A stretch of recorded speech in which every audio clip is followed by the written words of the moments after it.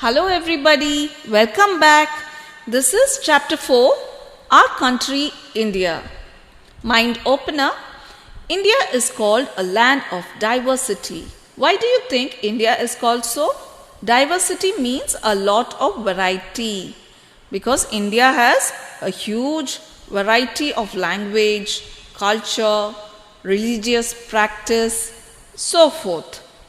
Looking ahead, in this lesson you will learn about the different landforms of our country: the Himalayan mountains, the northern plains, the Deccan plateau, the Thar desert and the islands. India is a part of Asia. It is the 7th largest country in the world.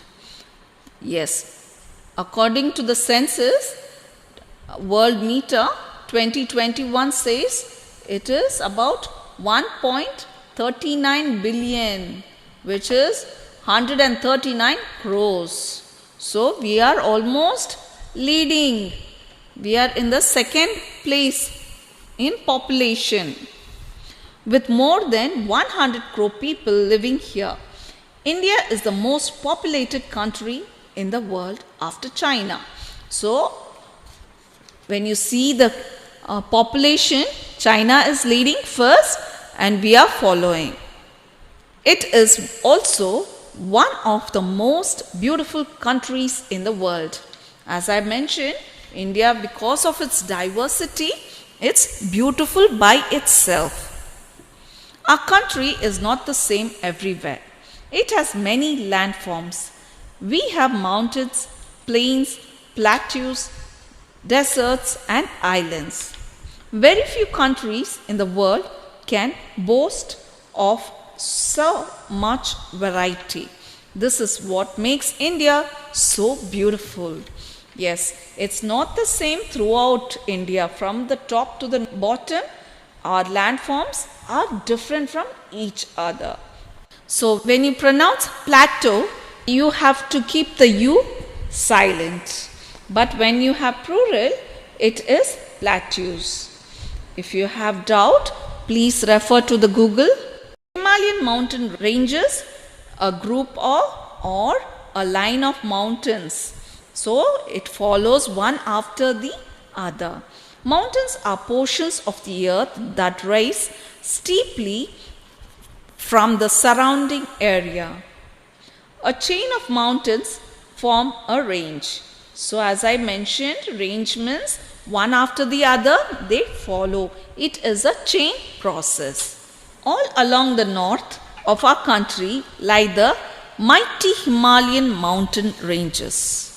So in the northern side, right on top near Kashmir, what do you have? We have these mountains, huge mountains.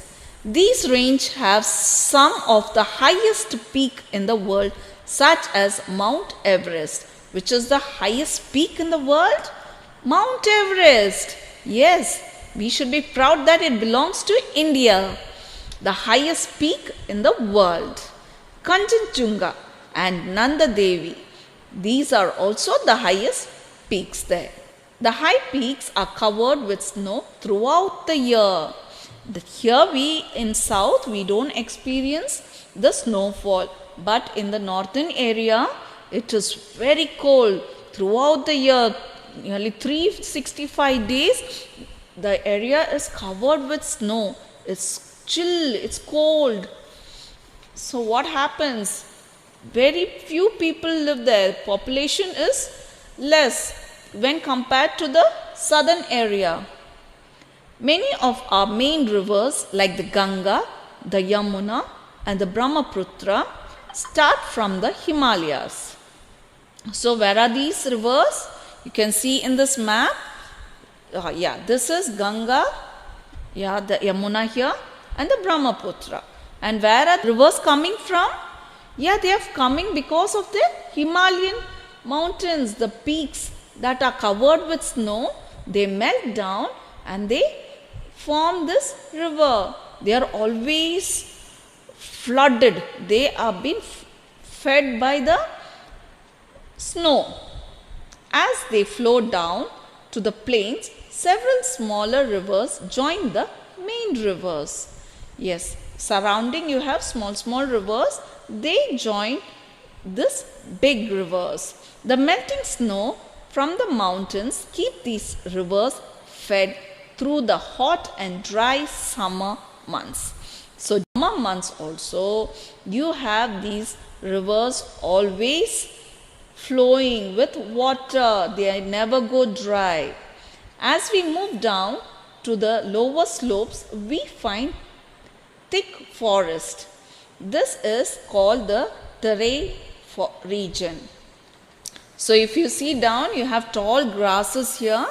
These are thick forests. So who lives in the forest? The wild animals. People don't live there. Okay, so this forest is fed by water.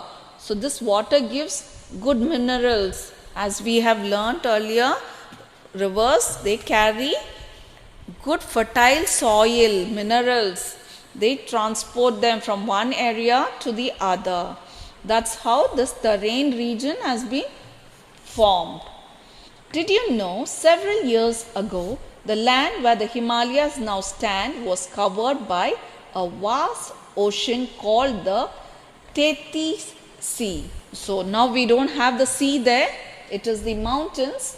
So some stories say that there was a sea, but we haven't seen that. We are presently seeing the mountains. The northern plains. Plains are vast expanses or gently rolling land. To the south of the Himalayas, we come to the northern plain of India. This is also called the Gangetic plain. See the Gangetic plains, if you go down from the northern plains, there is an area which is called the Gangetic plains. Many rivers like the Ganga and Yamuna flow through these plains. This makes the land very fertile and more suitable for cultivation. Because of this fertile land, this minerals that you have through this river, the land is rich. So anything that you plant grows hale and healthy, all flourished with crops. This region is thickly populated. Many well-known cities and towns are located along the banks of the river Ganga and Yamuna. In the plains, it is very hot in summer and cold in winter. So, because the cultivation is good, there is good harvest, there are people living there. So, what happens? The population increases, so small towns are being formed, small cities have been developed. And where are they developed? Along the banks of the river Ganga and Yamuna. So in this region, it is very hot during summer and it is chill cold during winter. The Thar Desert. A large area of land covered with sand is called a desert. Now we have small areas covered with sand. That is not at all the desert. The desert that we are talking about is acres and acres of land that you see in Rajasthan. You remember? Okay, this is the area. It is covered with sand. These sands are small grains, and if even the slightest sand it goes to our eyes, it will damage our eye. So what happens? People cannot live there. It is not comfortable. It is always going to be windy over there. As we travel to the northwestern part of our country, the landscape changes. We can see miles and miles of sand.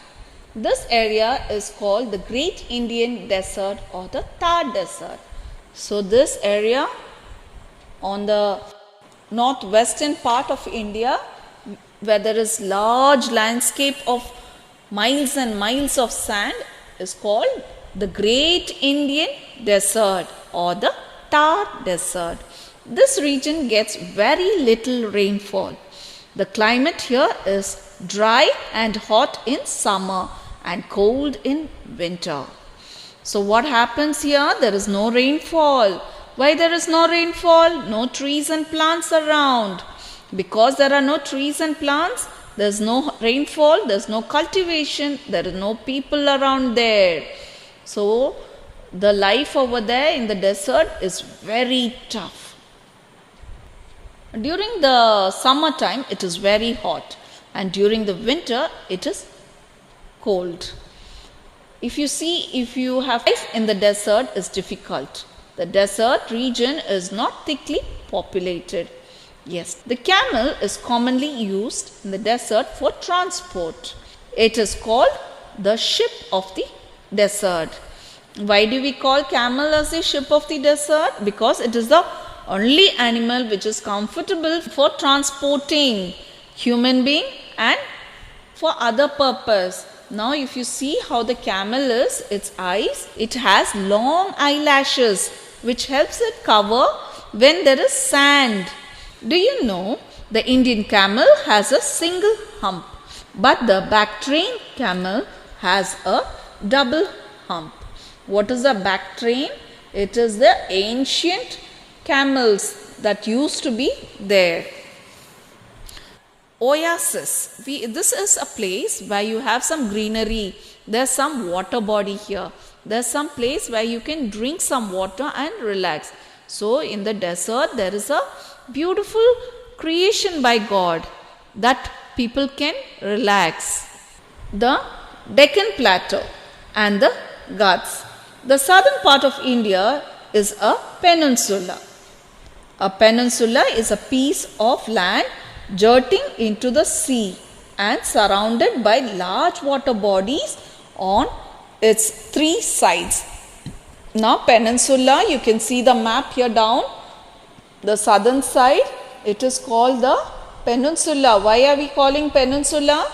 Because three sides are covered with water and the land is continuously going down underneath. So the land continues under the sea. The Indian peninsula has the Bay of Bengal on the east, the Arabian Sea on the west, and the Indian Ocean to its south. This part of India is called the Southern Plateau, and most of it is made up of the Deccan Plateau. A plateau is a flat topped region that is raised above the surrounding land. Now you can see this picture.